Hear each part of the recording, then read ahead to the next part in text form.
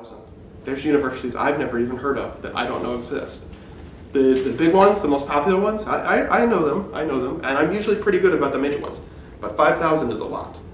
So, researching a school and understanding where you want to apply to. And a lot of that comes with matching up you as an individual with the school that is the best fit for you. The best fit for your budget, the best fit for your academic record, the best fit for the degree that you want to earn. I would have loved to have gone to Harvard, right? Everybody knows Harvard, right? Yes. Best school in the United States. I did very, very well as a student. My mother was very proud of me. She says not as proud as she could have been, but she was very proud. I could not have gotten into Harvard. So instead, I went to the 31st best university in the United States, the College of William and Mary. So I still did very, very, very well. But Harvard, I knew, based on my academic record and my test scores, it was going to be too much. So instead, I targeted a different university. You're going to be going through the same process, but instead of focusing primarily on academic reputation, you're going to be focusing on what is the degree program? Will I be learning what I want to learn? Do they have scholarship opportunities available to me? Will they be able to fit my budget? And is it in a location that's a good fit for me for support? So in the United States, who here likes cold weather? Anybody? Nobody likes cold weather? No. You like cold weather? No, I hate it. You hate cold weather. Yeah. I would not go to the University of Minnesota because the University of Minnesota in the winter when you'll be in class is usually about minus 30 degrees. Oh my God. That's very cold. So you may say, I want to look in an urban area. I want to look in a rural area. There's specific states I'm targeting. Think about also as well your support network. Right now you have a support network in Algeria, right? Okay. If you get sick or in trouble, there's somebody, hopefully, inshallah, that will come help you, right? A friend, a family member, a sibling, a teacher. When you get thrown in jail, someone will come bail you out, as we say in the United States. In the United States, when you get arrested, you get one phone call. And the person you call has to come down and pay your fine so to get you out of jail. So that's your support network. Who do you call?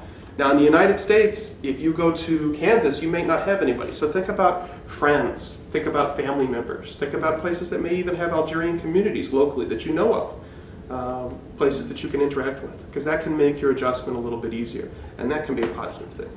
So for me, I looked in Virginia because I knew I wanted to stay close to my parents. In week 3, we'll work to identify scholarships. I'll give you some online tools to help research things. We'll also talk about on how to identify scholarships. We'll talk about reaching out to universities. Now, some of the best things you can do is reach out directly to a university with your story. So how do you do that in an email? What's the best way that's going to get the best response? If you say, hey, period, all uppercase, tell me about your university, I'm interested. It's not going to be as good a response if you say who you are, what you hope to accomplish, what you're interested in, and then ask a couple of interesting questions. Because just like I'm paid by the United States State Department to help Algerian students study in the United States, that's only half my job. The other half of my job is working with US universities who hope to recruit Algerian students. And universities will have a whole group of people dedicated, we call them international admissions, dedicated to getting international students to apply and study in their schools. And one of the things that we'll be doing as a part of this is I have a whole big stack of business cards about this thick of people who are interested in recruiting Algerian students. So we're going to make sure we put you in touch with them. Because they can talk to me and you can talk to me, but we want you to be able to talk to each other. Okay? And we want them to be able to present you with opportunities, with scholarships, and help you navigate the specific schools. In weeks 4 and 5, we're going to talk about 2 alternative paths, community colleges and English as a second language. So you remember I said I hope that everybody is able to have an opportunity? These are ways to do things a little bit differently. In the United States, we have a bachelor's degree, which is 4 years, equivalent to a licence. We have master's and we have PhD, just like you do. We don't have master 1 or master 2, we just have masters. But we also have a degree that comes before a bachelor's degree, and this is called a community college. It gives a 2-year associate's degree. And we'll talk a little bit more about that. because a community college can be a great opportunity for an international student in a lot of different ways. Week 5, we'll talk about English as a second language. This is where you go to the United States and study language, English, at a school. And we've had a number of students go and do that. They like to study in places like New York City because the language study tends to blend with the tourism. But there are specifically designed English as a second language programs for academics. And sometimes there will be universities that will offer ESL and then offer conditional admissions. So if you go take language classes at the university and then you do well, they will extend you an offer of admission to enroll in the university. For week 6, we'll talk about the Fulbright. We'll bring in my colleague, Erin Tyler, who used to work for Fulbright in Washington, D.C. She worked to place students in universities after they had been accepted by the Fulbright. So she's seen literally hundreds of successful Fulbright applications and knows what makes a successful applicant and what doesn't make a successful applicant. And I'll talk a little bit about that at the end, because a successful Fulbright applicant and a successful university applicant share many things in common. For week 7, we're going to bring in through Skype actual university admissions officers to talk to you about their schools, to talk to you about their application process. And then we're going to get into the actual part of applying, and that's your application. Your reference letters, your essays, your transcripts, and then the standardized test that you take. SAT for undergraduate, GRE for graduate, and TOEFL for language. Finally, in week 17 and week 18, we will finish up with the student visa interview. We'll bring in one of our consular officers to talk to you about what a student visa interview is like. We will do a practice student visa interview. Now, for the young gentlemen, many times we see students who apply for a student visa interview and they fail the first time, only to come back again and succeed the second time. Now, why is this? Well, let me answer that question with a story. For the young gentlemen in here, I know I remember the first time I spoke to a girl that I liked, that I thought I was in love with, right? Do you remember that first time that you did that? That you spoke to a girl that you thought was really pretty? How well did it go? Did it go well, or did it go good, or did it go bad? It went bad. You were not successful, were you? Why? Stress. Stress. You were nervous. Absolutely. So oftentimes students go in for their first visa interview, and just like a first date, you're very nervous and it goes badly. So you want to be able to practice that, and we'll do that. We'll do a practice mock visa interview, and we'll try to make it as real as possible so that you're able to tell your story. Okay? And then in week 18, we'll prepare for departure. So what you'll need to do, what you'll need to bring with you, and the final steps. Now this ends June 7th and 9th. Most colleges have their application deadlines in the fall. So in September and November. So this gives you a little flexibility. We're trying to give you all the information up in front so that you can work on it at your own pace. I realize this is all during the school year, so you might want to focus on working and preparing and taking some of these tests during the summer when you're on break from university. The reason for this is also, there's a second fold reason, and that is on June 1st, June 1 is the Fulbright scholarship application deadline. So, the TOEFL practice test will be right at the end, right before June 1st, okay? Any questions on the schedule? Okay. Very briefly, I just wanted to talk about who I am and what Education USA is. So, as I said at the start, my name is Joseph DiBernardo, and I'm an employee of the U.S. State Department. And Education USA is our brand that we use to try to market education in the United States, to help foreign students apply to and study in the U.S. Education USA's goals are to inform and advise. The U.S. government doesn't control any schools in the U.S. directly. All of those 5,000 schools are independent. Each sets their own standards a little bit differently. I have 2 masters and a bachelor's from U.S. universities, and I previously worked as an academic at the University of Maryland. So I have a lot of different varied experience that I hope will be an asset. I've written a thesis. I've been published in an academic journal in the United States. It wasn't a very good academic journal, but it still counts. And then, of course, you have on your syllabus, but as well here I put up here, DiBernardo, is my directstateemail.gov. That's where you got the invitation to this event. So if you have any questions, if you need anything, you can always email me directly there. Now, we have Education USA advisors all over the region. In fact, this is a picture of every education advisor in the Middle East and North Africa. And you can see we're a very diverse group. We also have some people here in the front row that are back in Washington, D.C., that help support us in different ways there. So, as I was trying to vamp, who knows what vamp means? Vamp, V-A-M-P. It's an entertainment term, and what it basically means is when things go badly and you have to improvise, you have to make it up without your script, that's when you vamp. So if you ever watch a politician and they're trying to give a speech, they always have a speechwriter, the little teleprompter that shows them the letters, and if it goes down and they have to speak directly, we call that vamping.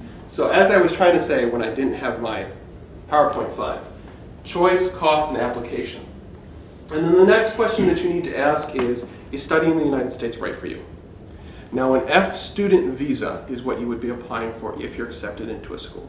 And an F student visa is granted based on the following assumption, that when you finish your studies, you will then return to Algeria and put into practice what you've learned to advance your life in some ways.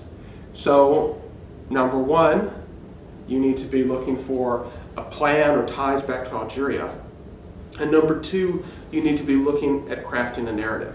So if you say, if I ask you the question as a consular officer, say, why are you studying in the United States? And your response is, why not? It's not a very good answer. So that's one of the things that we need to work on. Now, you can adjust status on a student visa. What does adjust status mean? That means where you can remain in the United States on a different visa. And we recognize that these things happen. We had a young woman who was on a Fulbright scholarship to the United States. She was at a university. She met a young man. They fell in love. They're getting married. He's an American citizen. She has applied for a K-fiancé visa. Same thing, sometimes you see students be hired on after internships. But ultimately, the goal is that you're starting out with the goal that you would come back to Algeria. And then it's only later, potentially, if life intervenes in some unexpected way.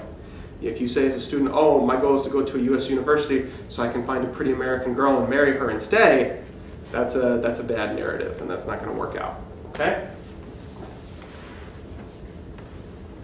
So educating yourself.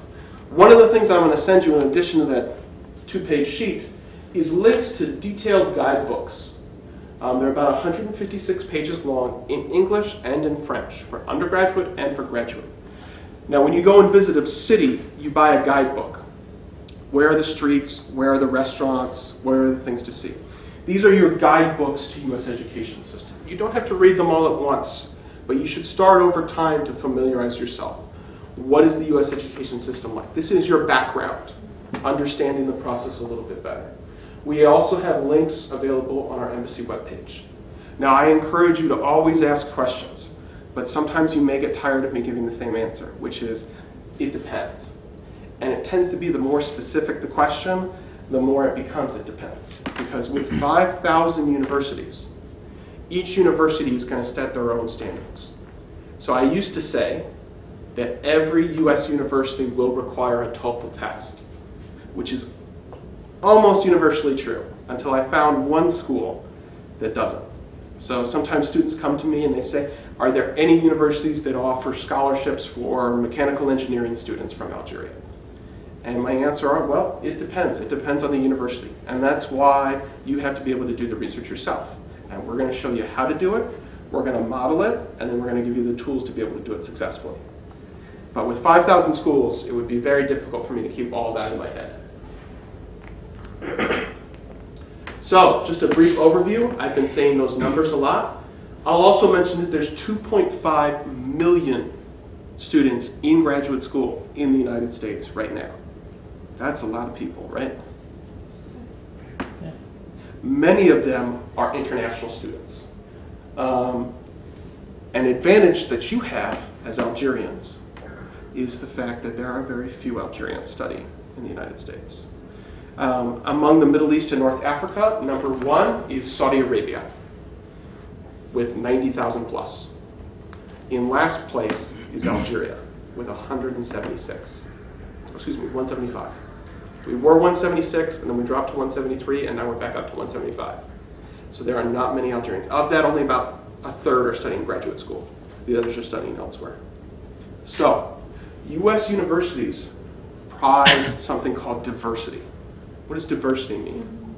Different cultures, different background. Implies difference. Differences, different outlooks, different backgrounds, different ethnicities, different religions.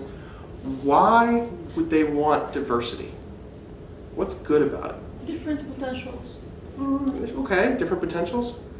America is a melting pot. Sure. I think.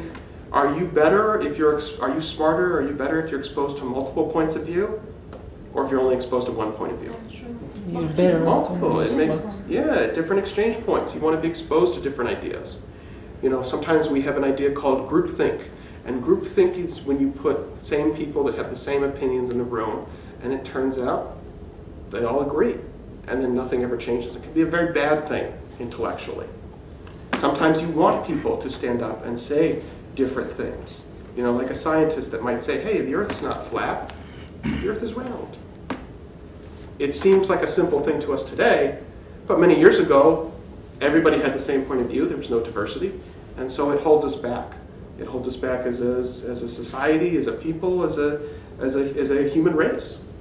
So universities want diversity. They want different people from different perspectives, from different parts of the world, so that you can all share it and interact with one another and then grow stronger because of it. I know I've lived in Algeria almost 18 months now. I know that I think differently now that I've been exposed to so many Algerians. And that's a great thing. Now, the good news for you is this gives you an advantage because there's 1,700 schools and 175 Algerians. So when you contact a school and say, I'm Algerian, I'd like to study at your school, it means they probably don't have an Algerian studying there. So they may have that extra interest in studying. There are a lot of Chinese students studying in the United States. And I have spoken to, and they're all lovely people, I'm sure. But I have spoken to many universities, and they say, are you interested in recruiting in Algeria? And they say, yes, because it means every Algerian I recruit means one non-Chinese that I recruit. Because if you only bring in diversity, if you bring in 258 international students, and 248 of them are Chinese, are you getting diversity? No. Chinese society. Yes, you're just getting Chinese society. So, I also want to identify something for you right off the bat, and that's public, private, and community colleges. In Algeria, almost all universities are public, right? There's a few private. HEB? No, that's a university. LISA, the Higher School of Administration. Yeah, in Sharaga there, next to Taj Mahal. MD? MD, yes. Yes. So there are a few private universities. In the United States, though, public universities work a little bit differently. Public universities are not controlled by the government.